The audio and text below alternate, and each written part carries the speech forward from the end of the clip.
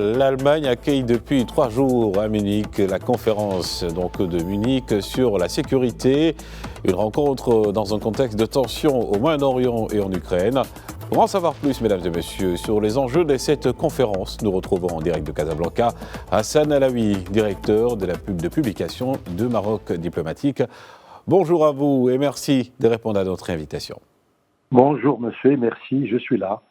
Alors, monsieur Alaoui, quel est, selon vous, l'objectif principal de la conférence de Munich sur la sécurité ?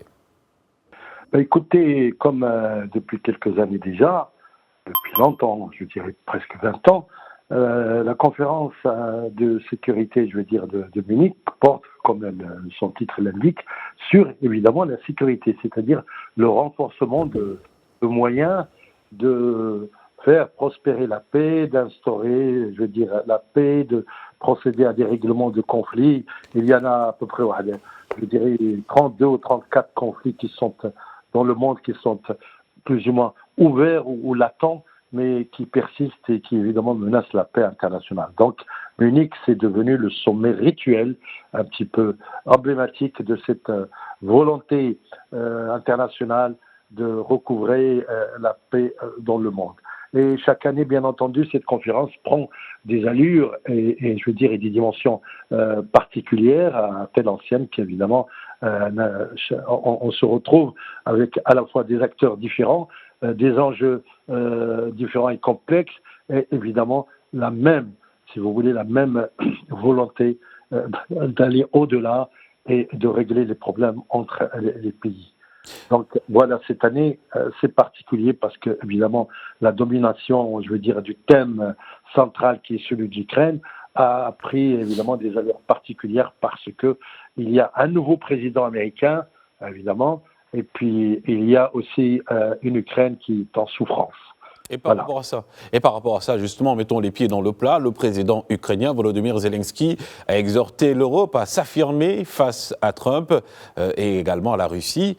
Pourra-t-il plutôt, selon vous, tirer quelque chose de bénéfique de cette conférence ? Je ne sais pas. La donnée principale, c'est que depuis maintenant 4 ans, peut-être même un peu avant, quand Trump était encore président dans son premier mandat, il affirmait qu'il réglerait le problème de l'Ukraine en quelques jours. Évidemment, la guerre de l'Ukraine est survenue en 2023, n'est-ce pas ? Aujourd'hui, il est placé face à ses responsabilités, à ses affirmations. Donc, on attend avec impatience ce qui se passera, si cette guerre va s'arrêter ou pas. Il se trouve simplement que maintenant, il y a la résurgence de ce qu'on peut appeler un duopole entre la Russie et les États-Unis. C'est-à-dire qu'on revient pratiquement, souvenez-vous-en, à cette histoire de guerre froide d'il y a déjà quelques années, n'est-ce pas, qui s'est arrêtée plus ou moins dans les années 90, et cette guerre froide, naturellement, persiste toujours, mais avec une volonté aussi, paradoxalement, d'un dialogue entre les deux grandes puissances. Les deux grandes puissances, ce sont donc les États-Unis et la Russie. Aujourd'hui, les deux grandes puissances, en l'occurrence Trump et Poutine, réaffirment leur volonté, si vous voulez, de créer un cercle vertueux, de paix et de dialogue, aux dépens, je le souligne, aux dépens, malheureusement ou heureusement, je ne sais pas, de l'Union, de l'Europe, tout simplement, qui se trouve évidemment isolée, et évidemment de M. Zelensky qui, lui, déjà commence à se plaindre parce qu'il ne veut pas de négociations directes au-dessus de sa tête entre les Américains et les Russes, alors que les plus concernés, ce sont quand même les Ukrainiens. Et justement, donc, il dénonce un petit peu l'isolement dont il fait l'objet. Et justement, dans cette même dynamique, vous venez de l'évoquer, parlons des pays européens, et quel rôle plutôt ces derniers pourraient-ils jouer pour trouver donc une solution à la guerre à Gaza ?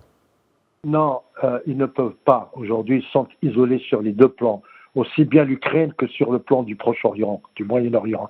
L'Europe, est-ce que nous assistons aujourd'hui à quelque chose qui se passe incroyablement nouvelle, c'est que c'est Trump qui a la main, c'est Trump qui tire les manettes, c'est lui aussi bien en Europe, hein, indirectement ou directement donc en Ukraine, mais aussi au Moyen-Orient avec cette histoire de Gaza, où il veut également procéder au déplacement des populations palestiniennes, n'est-ce pas? Et donc l'Europe n'agit pas, n'interagit pas. L'Europe est là, immobilisée par ses propres problèmes, par évidemment l'offensive qui est lancée contre elle par Trump au niveau commercial, des droits de douane, de ce qu'on appelle sa politique, si vous voulez, de deals et de transactions. Donc l'Europe ne peut rien faire par rapport à la Palestine, tout simplement parce qu'elle est immobilisée jusqu'à nouvel ordre. Voilà. Et aussi, il y a la question des migrations massives générées par des conflits comme ceux en Ukraine et à Gaza, qui représentent-elles également une priorité pour la conférence de Munich?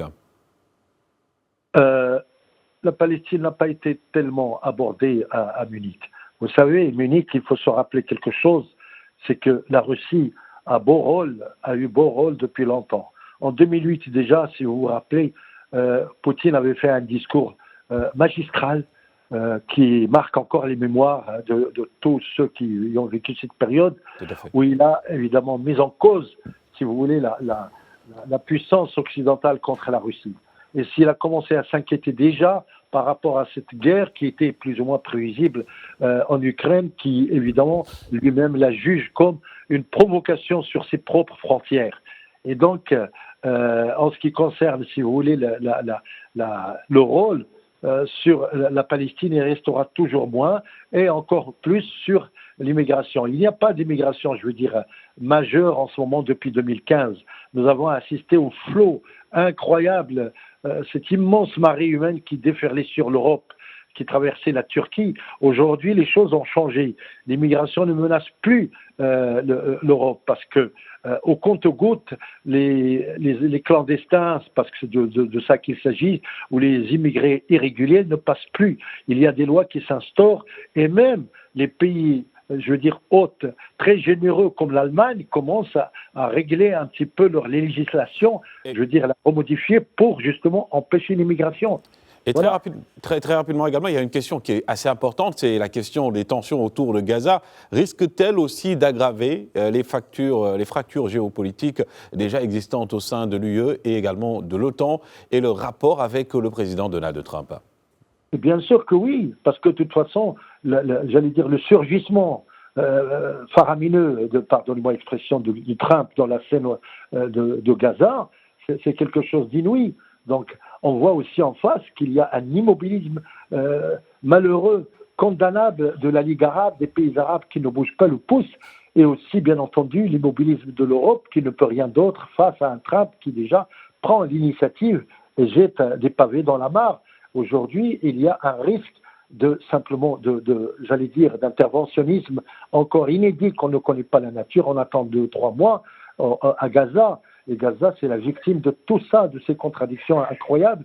Et donc, on peut imaginer que dans quelques mois, je veux dire, les choses vont avancer encore plus surprenantes qu'elles ne le sont à présent. Et c'est ce qui rend également aujourd'hui ces enjeux concernant ce sommet ou cette conférence à Munich assez importante au vu de l'actualité au Moyen-Orient également et par rapport au conflit russo-ukrainien. Merci encore à vous, Monsieur Hassan Alaoui. On attend les résolutions du sommet de Munich sur la Palestine et puis on en discutera si vous voulez. Il n'y a pas de souci. Mais pour l'instant, il n'y a encore rien de limpide. Tout à fait. Et je rappelle également que vous êtes donc le directeur de la publication de Maroc Diplomatique.